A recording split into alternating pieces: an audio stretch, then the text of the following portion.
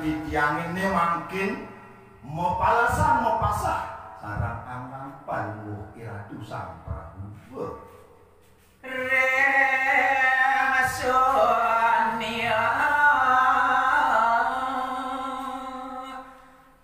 tiap mawali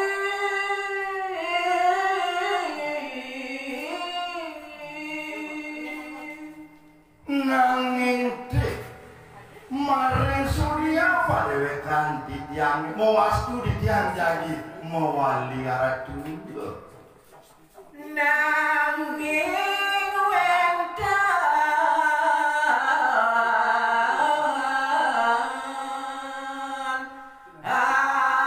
atur titiang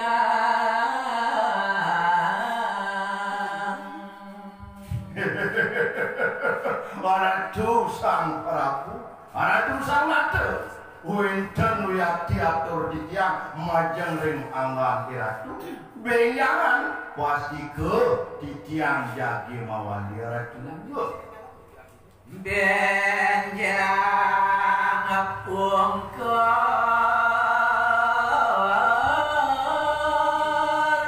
titiang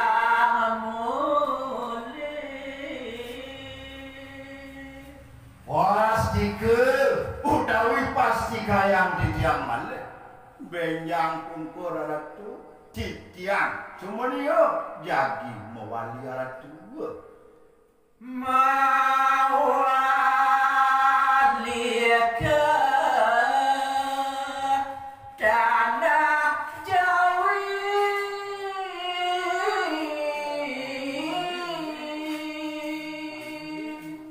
sumayan titiang aratu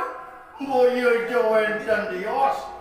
titiang jagi mawali mereka ke tanah Jawi aratu yang pawilangane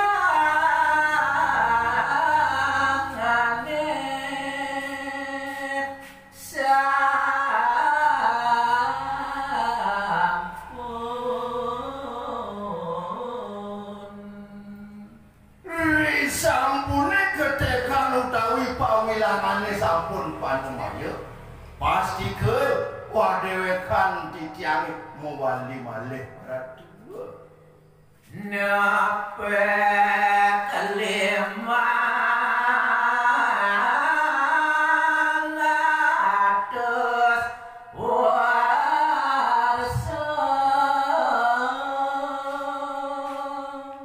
sumayan titiang yen pinih keangkat ketekan punika yening sampun akuehnyane 500 warsa pasti ke padewekan titiange mewali ke jagat Jawi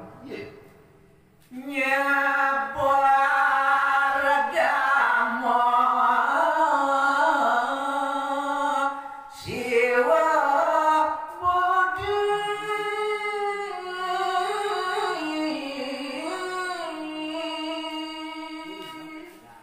napi ke mau kawinan mana titiang mewali mereka ke jagat Jawi boyo jawenten dios kata sekali mungkin titiang jagi nyebarang malih agama siwa budane punika aratu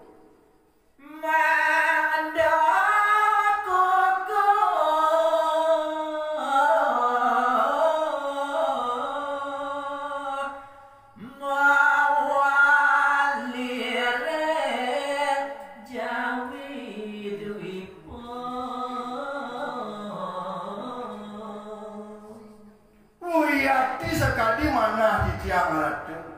mangno persidojo mewali malih minekati agama siwa budane punika iri ke ring tanah Jawi